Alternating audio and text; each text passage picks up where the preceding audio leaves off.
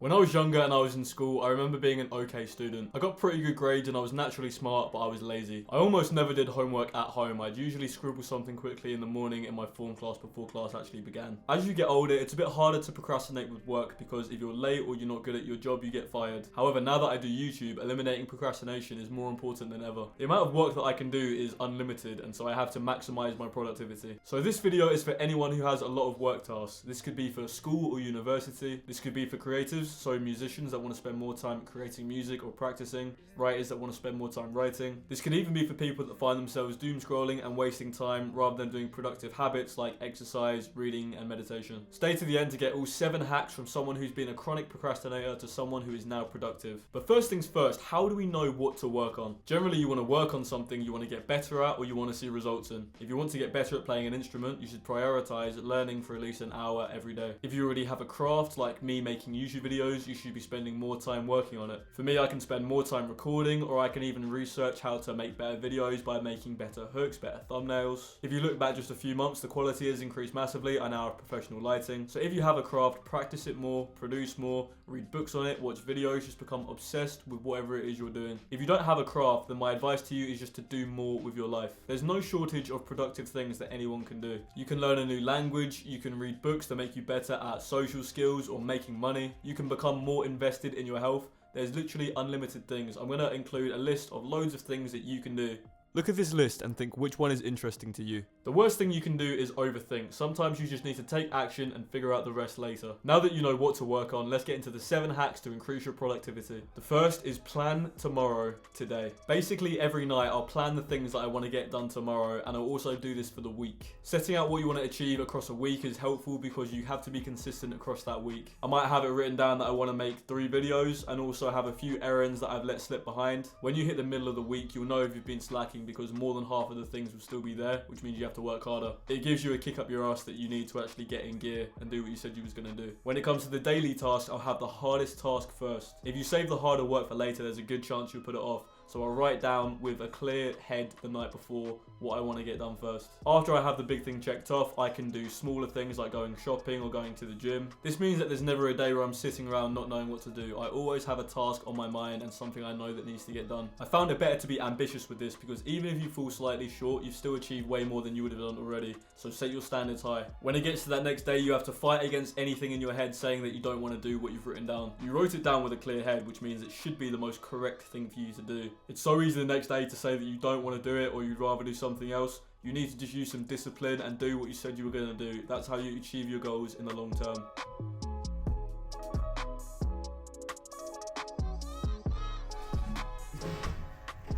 Can't you see I'm working? Fuck off.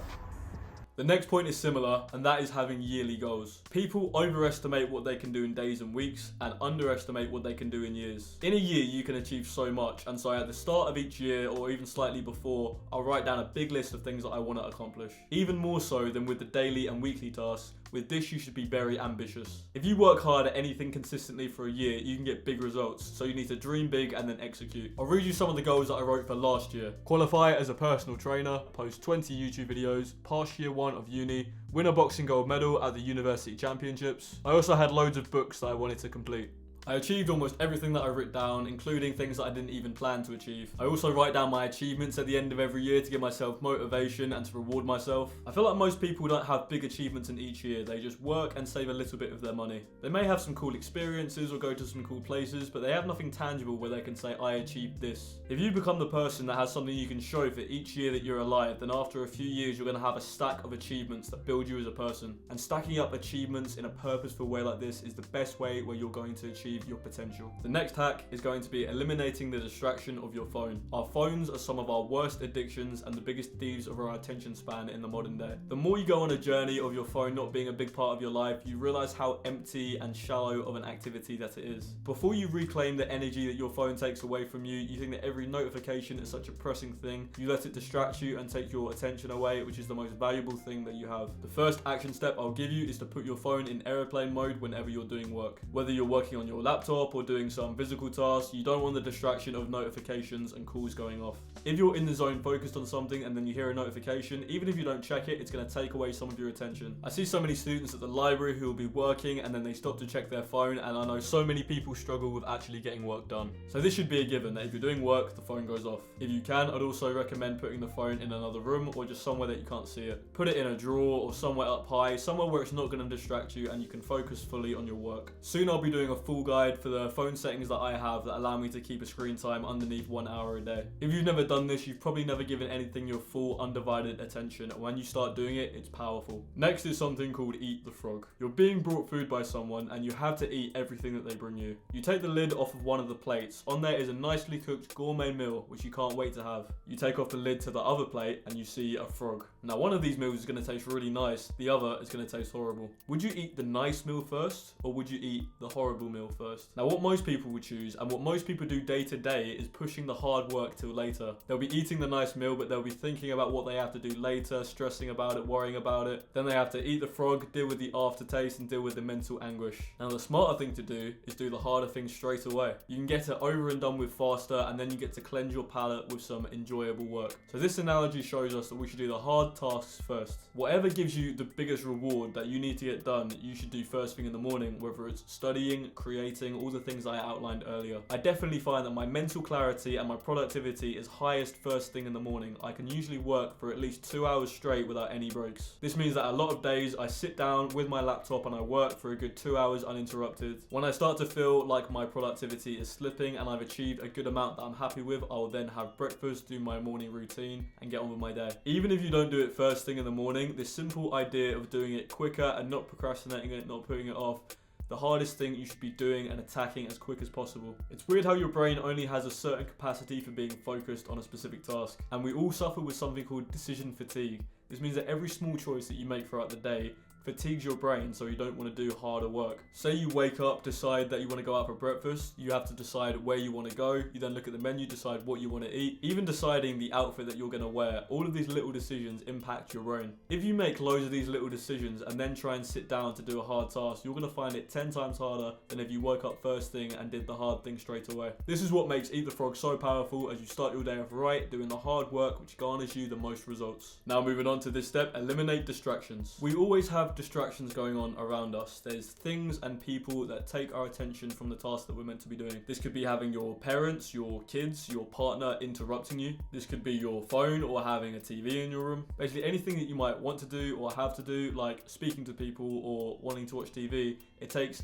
focus away from your work. This is why some people have an office room in their house so they can complete their work without any distractions. If you're in a space where the only thing you can do is the task at hand, then you're more likely to do it. One of the best solutions for this is leaving your room or your house entirely and going out and working somewhere in public. Coffee shops and restaurants are a great place for this because you're there with your laptop and can do any work that you need. It's also a great chance to go on a walk, get some sunlight and speak to people. As well as this, there might be libraries near you or you can work outside just on the grass. When you do this, you're not going to be switching in between different tasks, getting distracted by one thing and then getting back to your work. It's going to be a solid block where all you have to concentrate on is the task at hand. You can also set your life up so that you have to make less decisions during the day. In every YouTube video I wear a plain black t-shirt and that's because it's easy, I don't have to think about it, I know it looks good, it's timeless. If I'm going out I might put more effort into my outfit depending on the situation, or I'll just wear this if I don't want to think about it. I also have the same roughly 10 meals that I eat on repeat, and so when I shop every week I buy the same things. When I eat breakfast I always have either a bowl of granola or an omelette. Because I have a routine and I don't have to think about these things, I have more mental bandwidth and I can get on with making videos and things I actually care about. So eliminating distractions will serve you well in increasing your productivity.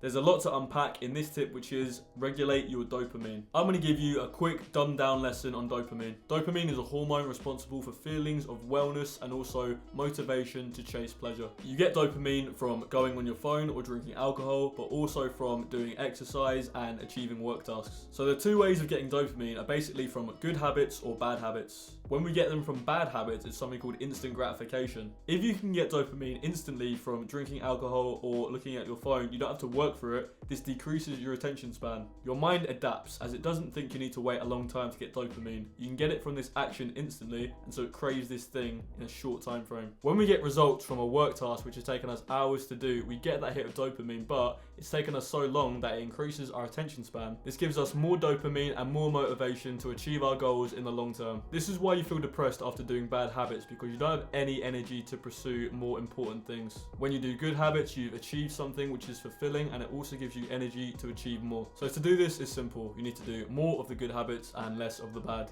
I've made a full video about what are the good habits versus the bad, which you can check out after this one. Essentially, you want to exercise, eat clean, meditate, read, stay away from instant gratification activities like going on your phone, playing video games, eating junk food, and procrastinating. All of this combined will regulate your dopamine and make it easier for you to concentrate. The last thing I use, which is an absolute game changer, is a habit tracker. The one that I use is an app on my phone, which cost me about £3, but has provided so much value. You can also make a habit tracker on paper or on your notes app. You just want something where you can tick off the habits that you've done each day. So write down the hard tasks that you consistently need to do. For me, this is script, record, and edit videos. Also have the good habits that you want to do each day. These are things like going for a walk, getting sunlight, meditating, reading, and then write down some bad habits which you want to stop. My favorite one of these is less than 1 hour of phone use. This will keep you so accountable through the day as it forces you to do all the right things. It reminds you of the hard work tasks that you should be doing each day, and it also helps you to do the good habits without doing the bad, which again regulates your dopamine. So now you know my 7 hacks for massively increasing your productivity. If you need help with your self-improvement journey, I have a full course called the Doomer to Bloomer Blueprint. It walks you through step by step exactly what you need to do to start living a happy and fulfilling life. I also sell one-to-one video coaching where I'll help you implement it into your own life. Check the description for more information, and I'll catch you in the next one. Bow.